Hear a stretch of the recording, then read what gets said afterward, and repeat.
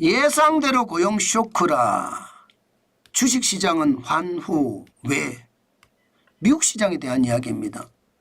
일단 고용 쇼크인지 안 쇼크인지 이거부터 먼저 보겠습니다.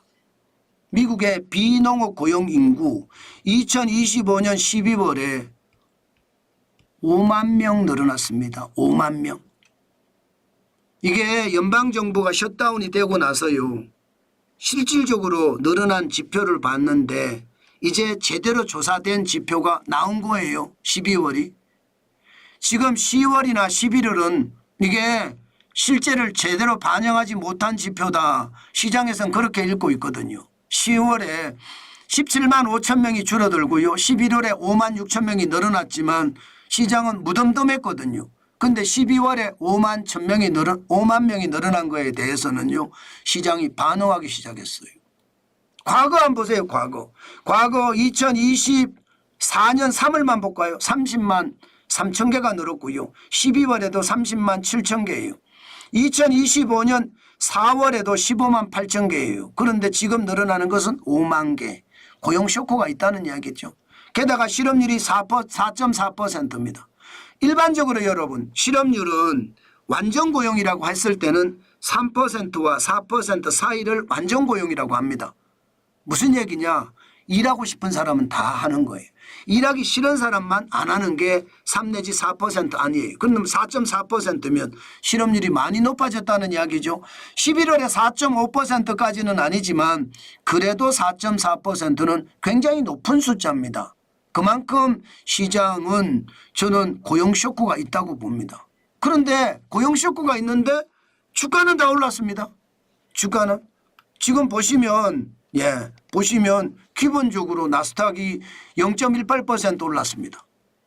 191.33이 올랐고 23,671.35까지 올랐습니다. 아니 고용은 경제에서 굉장히 중요한 지표고 고용 쇼크가 오면 경제가 나빠진다는 이야기니까 주가가 떨어져야 정상 아니냐. 정환진 요즘 뭐 실력이 좀 떨어진 거 아니냐 이렇게 말할 수도 있을 거예요. 왜냐하면 기술주 중심의 나스닥만 오른 것이 아니라 대형주 중심의 S&P 500도 0.65% 올라갔거든요. 44.82가 올라서 6,966.28까지 올라갔습니다. 마찬가지로 다우산업지수 블루칩 중심입니다. 중소형주 중대형주 0.48이 올라서 237.96이 올랐거든요. 그런데 49,504.07까지 지금 주가가 다우산업 올랐죠. 그다음에 S&P 500 올랐죠. 그리고 나스닥까지 다 올랐습니다. 아니 고용이 나빠졌다고 하는데 이렇게 다 올랐다는 게 이게 말이 되냐. 정환진이가 잘못 요즘 시장을 보는 거다 이렇게 이야기할 수 있습니다. 아닙니다. 제가 보는 게 맞습니다. 무슨 얘기냐. 이게 오르는 게 이유가 있어요. 고용이 쇼크가 되면 당장 말입니다. 당장 금리 인하에 대한 요소가 나올 수가 있어요. 1월에 당장 금리 인하는 못하겠죠. 왜? 제롬 파월 연방준비제도 의장은 트럼프 대통령의 금리 인하를 들어줄 생각이 없거든요. 그러면 제롬 파월 연방준비제도 의장의 임기가 이제 다 돼갑니다. 그렇게 되면 3월에 어떻게 할까요? 3월에 기준금리를 내릴 수 있을까요? 미국의 지금 시중의 기준금리는요. 3.75%입니다. 기준금리를 내릴 수 있습니다. 그러니까 시장에서 기준금리를 내릴 수 있겠구나. 이게 투자자의 심리를 자극을 했고요.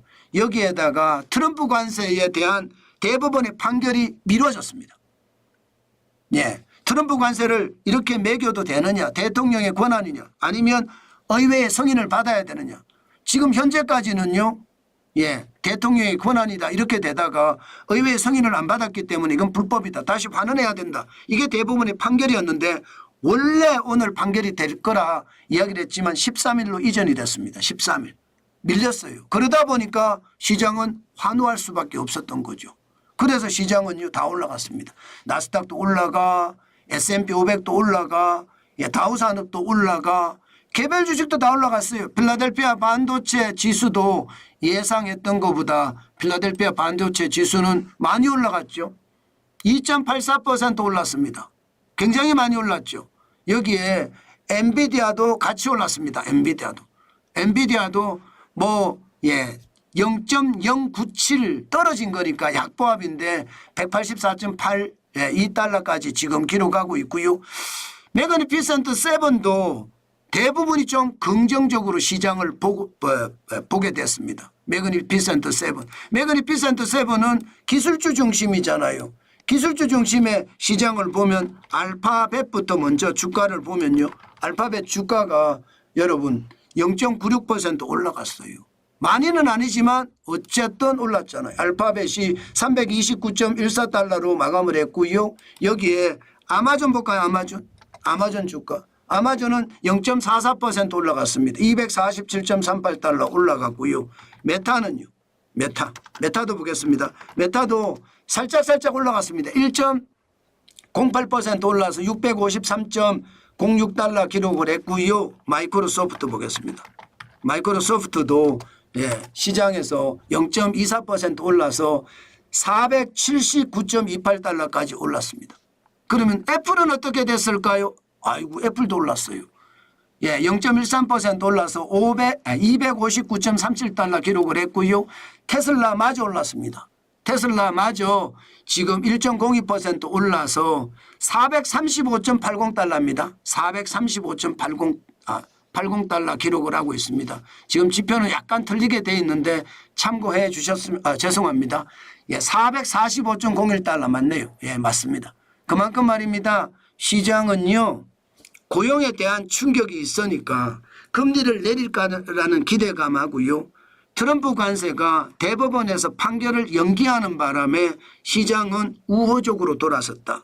고용 쇼크라는 게 그만큼 말입니다. 금리 인하와 직결되어 있기 때문에 좋지 않은 지표이기 때문에 오히려 주가를 떨어뜨릴 수 있다 이렇게 생각을 하지만 기준금리를 내릴 수 있다는 이야기까지 함께 어우러지기 때문에 여러분 항상 시장을 긴장하고 보시는 게 좋겠다. 그 말씀 드리겠습니다. 이렇게 되시면 아마 미국 시장이 다 올랐잖아요. 그러면 우리 시장 월요일 날 우리 시장에도 영향을 미칩니다. 그만큼 우리 시장도 반도체부터 시작을 해서요. 외국인들이 좋아하는 거 있잖아요. 방산이라든가 조선이라든가 그리고 원자력이라든가 항상 보시면서 시장에 대응하시는 거 저는 바람직한 방향이다. 이렇게 말씀을 드릴게요. 외국인들의 동향이 그만큼 중요하다는 뜻입니다.